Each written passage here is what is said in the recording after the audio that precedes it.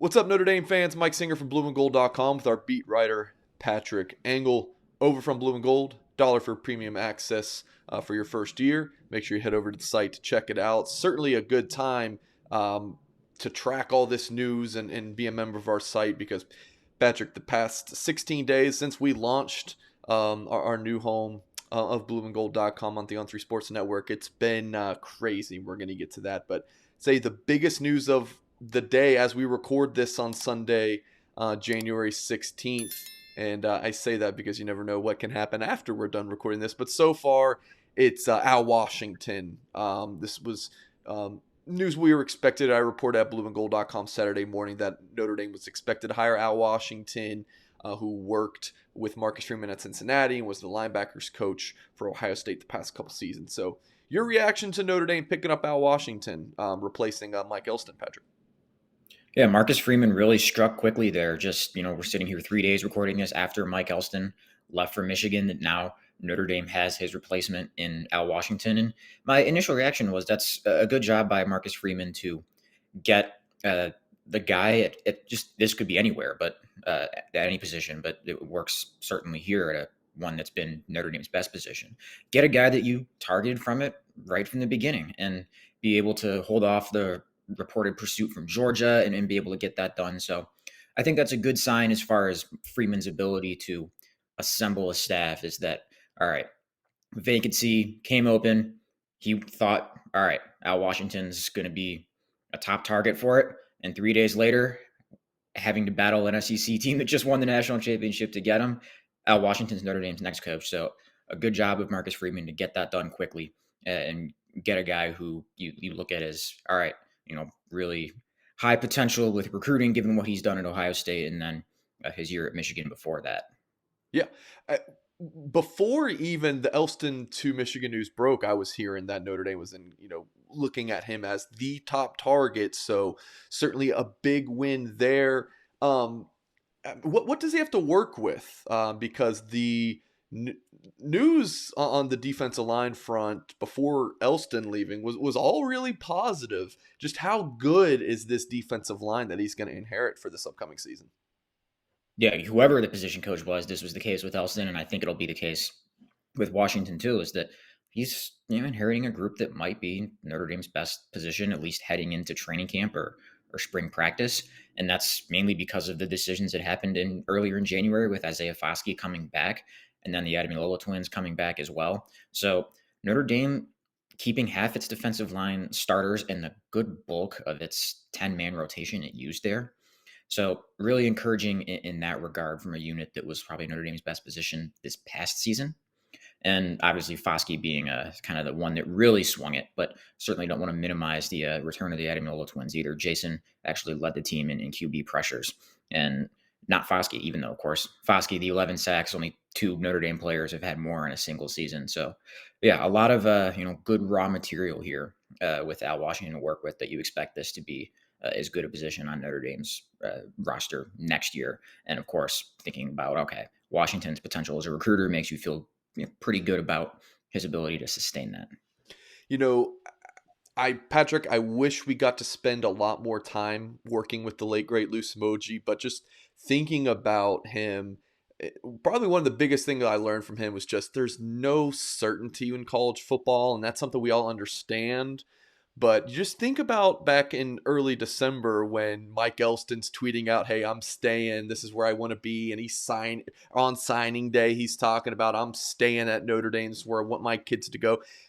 Lance Taylor, we reported at Blue and Gold that night that Freeman was hired. He's sticking at Notre Dame, and then here you are a month later. Within the same week, both guys leaving Notre Dame for other jobs. Just kind of a good reminder for everyone.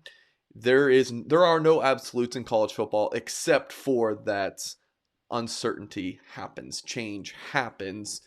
So, mentioning Taylor, news broke this morning that he's taking the Louisville offensive coordinator job. We confirmed that at Blue and Gold.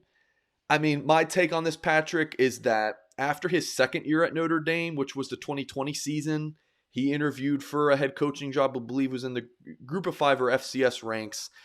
I thought that his third year at Notre Dame was definitely going to be his last. And if he was going to coach at Notre Dame this season, it was on borrowed time. I just this guy is just rising in the ranks. So you kind of look at it. Yes, it stings, and it's another replacement for Marcus Freeman. When you look at the macro sense, like it's not great news, but it is good that Notre Dame has assistant coaches that go up and get upgrades and jobs. And Lance Taylor, I mean, to be honest, he's too good to be Notre Dame's running backs coach. He interviewed in late November, I was told, for I believe it was the Troy opening. So for the head coach job, I should say. He was just too good, like his star was rising.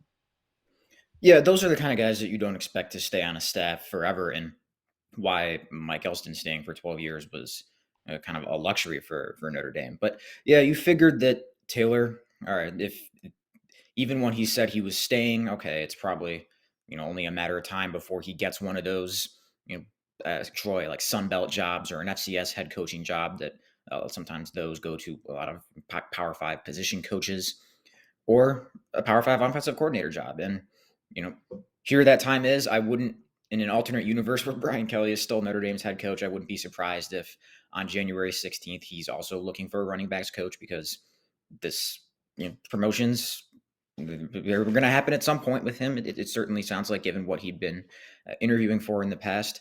And Louisville, only so much you can do for keeping a position coach from taking another Power Five offensive coordinator job. So it's tough, just in the sense of, all right, when Freeman was hired, and all the coaches were tweeting and saying they're staying and everything, like, and one big reason that was you liked about Freeman's hire, at least initially, was the continuity that he might be able to keep with staff, commits, keeping guys in the portal at a minimum.